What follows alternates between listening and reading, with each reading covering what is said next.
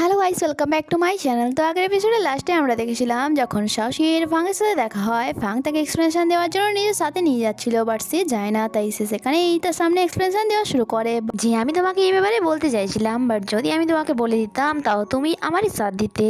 আর যার কারণে তারা আমার উপর বিশ্বাসই করতে না যে তাদের প্ল্যানে আমি ফেঁসে গিয়েছি।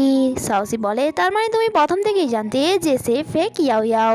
ওয়েল, এখন আর আমার কিছুই যায় আসে না, কারণ তুমি আমাকে সেই যোগ্য মনে করোনি যে নিজের প্ল্যানের ব্যাপারে আমাকে বলবে, আর নাই তুমি আমার ফিলিংস বুঝলে। এটা বলে সে জায়গা দিয়ে চলেই যাচ্ছিল, বাট গোজিন অনেক বেশি ইমোশনাল হয়ে তাকে ব্যাক হাক করে নেয় আর বলে প্লিজ আমাকে ছেড়ে যেও না। শাওশির চোখে পানি ছিল, বাট তাও সে তার হাত ছাড়িয়ে সেখান থেকে চলে যায়। আর বেচারা ফাং সেখানে দাঁড়িয়ে দাঁড়িয়ে তাকে যেতে দেখছিল, অ্যান্ড তার সাথে কাটানো সমস্ত স্মৃতি তার মনে পড়ছিল যে কিভাবে সবসময় শাওশি তার সাথ দিয়েছে অ্যান্ড তাকে সবসময় হ্যাপি রাখার চেষ্টা করেছে। এরপর নেক্সট সিনে অ্যাসিস্ট্যান্ট লিঞ্চি এসে জানায় গুসানসির নার্ভাস সিস্টেম ড্যামেজ হয়ে গিয়েছে, বাট সে বেঁচে গিয়েছে অ্যান্ড ওই মিস্টিরিয়াস পার্সনকেও পুলিশের হাতে তুলে দেওয়া হয়েছে। আর চাওপিন লি ফ্যাংকে পুলিশের কাস্টাডিতে রাখা হয়েছে। ফাং বলে লি ফ্যাং এর জন্য ভালো দেখে লয়ার হায়ার করো। যাওয়ার আগে লিঞ্চি ফাংকে জিজ্ঞাসা করে বস আপনি কি মিস শাওশিকে আটকাবেন না? সে বলে টাইম এসে গিয়েছে যে সে এখন নিজের লাইফটি নিজের মতো করে বাঁচুক। নেক্সট সিনে মিস্টার ফাং ড্যাডের সাথে দেখা করতে এসেছিল অ্যান্ড তাকে হঠাৎই দেখে ড্যাড খুশি হয়ে যায় অ্যান্ড বলে তুমি।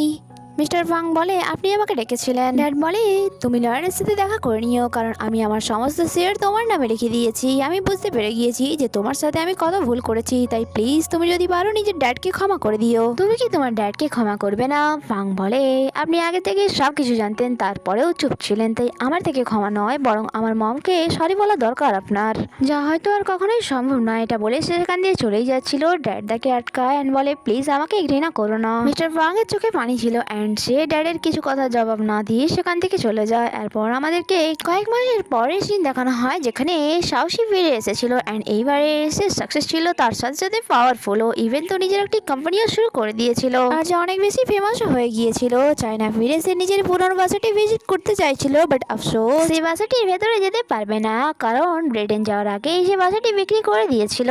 অ্যান্ড বাইরে থেকে বাসাটি দেখার পর সে সেখান থেকে চলেই যাচ্ছিল, তখনই হঠাৎই বাসার দরজাটি খোলে অ্যান্ড ভেতরে কেউ নয় মিস্টার ফ্রাং ছিল। অ্যান্ড এখানে তারা একে অপরকে দেখে অনেক বেশি অবাক হয়ে গিয়েছিল। মিস্টার ফ্রাং তাকে বাসার ভেতরে আসতে বলে অ্যান্ড সেও চলে যায়। মিস্টার ফ্রাং তাকে বলছিল আমি এই বাসাটা কিনেছি কারণ আমি জানতাম তুমি ফিরে এলে এখানে একদিন না একদিন অবশ্যই আসবে।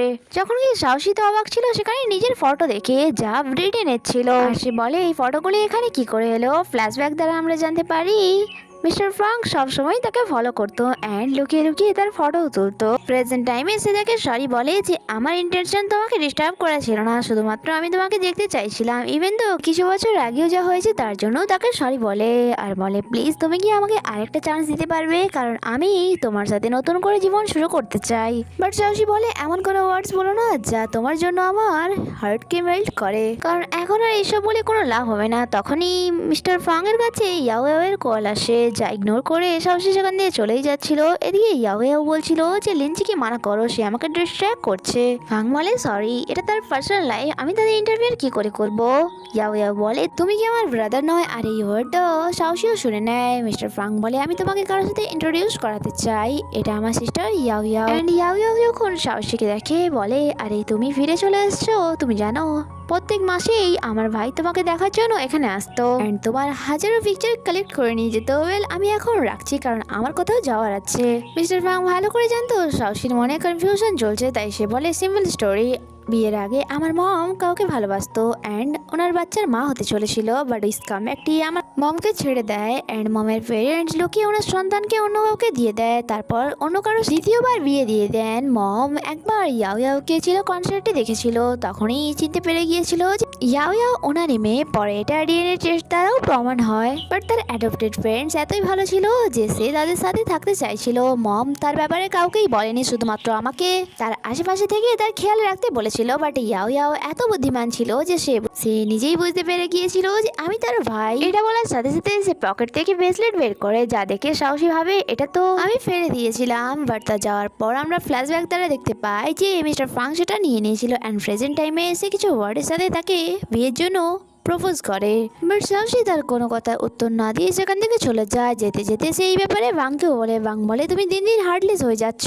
সাহসী বলে আমি কিছু বুঝতেই পারছিলাম না, তাই কিছু না বলেই সেখান থেকে চলে আসছি। তখন সে ফিল করে কেউ যেন তাকে ফলো করছে, আর দেখতে দেখতে সে কিডন্যাপ হয়ে গিয়েছিল। আর কিছুক্ষণ পর সাহসীর ফটোর সাথে মিস্টার ভাঙের কাছে মেসেজ আসে যে সাহসী আমার কাছে আছে, তাই তুমি তাকে যদি জীবিত দেখতে চাও তাহলে পুলিশকে ইনফর্ম না করে এই লোকেশনে চলে এসো। আর যখন মিস্টার ভাং পুলিশ স্টেশনে কল করে সে জানতে পারে গুস অ্যান্সি জেল থেকে পালিয়েছে। এরপর সে তাড়াতাড়ি করে ওই লোকেশনে পৌঁছায়, যেখানে গুস অ্যান্সি তার জন্য ওয়েট করছিল। অ্যান্ড তাকে দেখে বলে আরে ভাই, কতদিন পর তোমার সাথে দেখা হলো। এতদিন তুমি হুইল চেয়ারে বসে থেকে নাটক করেছো, এখন তোমাকে এই হুইল চেয়ারে বসে বসেই মরতে হবে।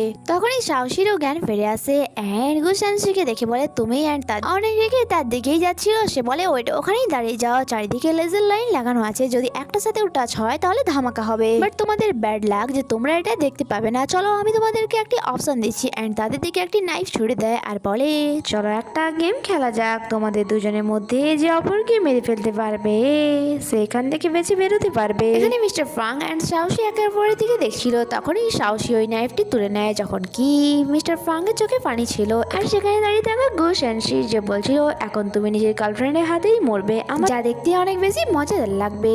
যখন কি সাহসী তো প্রথমে ফাংয়ের কাছে যায় অ্যান্ড তাকে কিস করে আর বলে প্লিজ আমাকে ঘৃণা করো না। এরপর সে নাইফ নিয়ে আঘাত করতেই যাচ্ছিল, তখনই মিস্টার ফাং তার হাত ধরে নেয়, কারণ সে নিজেকে মেরে ফেলতে চাইছিল। মিস্টার ফাং বলে যাই হয়ে যাক না কেন আমি তোমাকে আঘাত করতে দেবো না। গুস অ্যান্সি বলে যদি এমনটাই হয় তাহলে দুজনে একসাথে মরো। অ্যান্ড এক্সপ্লোসিভের টাইম 10 মিনিট সেট করে তাদেরকে গুড লাক বলে সেখান থেকে পালিয়ে যায়। সাহসী বলে এখন আমরা কি করব। মিস্টার ফাং নিজের বুদ্ধি কাজে লাগায় অ্যান্ড ভাবে ওই লেজার লাইনগুলি কোথায় কোথায় ছিল।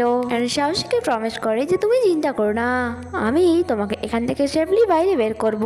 আর তার ফরহেডে কিস করার পর ওই লাইন্সগুলি বিনা টাচ করে পার হওয়ার চেষ্টা করছিল। যখন কি সাহসী তো তাকে দেখে অনেক বেশি ভয় পাচ্ছিল, কারণ এটা অনেক বেশি ডেঞ্জার, কারণ একবার যদি টাচ হয় তাহলে ধামাকা হয়ে যাবে। আর সে চাইছিল না যে মিস্টার ফ্রাং এর কিছু হোক। কিছুক্ষণ মিস্টার ফ্রাং এভাবেই চেষ্টা করে যাচ্ছিল, আর আমরা দেখি টাইম হয়ে আসছিল। অ্যান্ড এন্ড টাইমে গিয়ে মিস্টার ফ্রাং টাইমিং বন্ধ করে দেয়।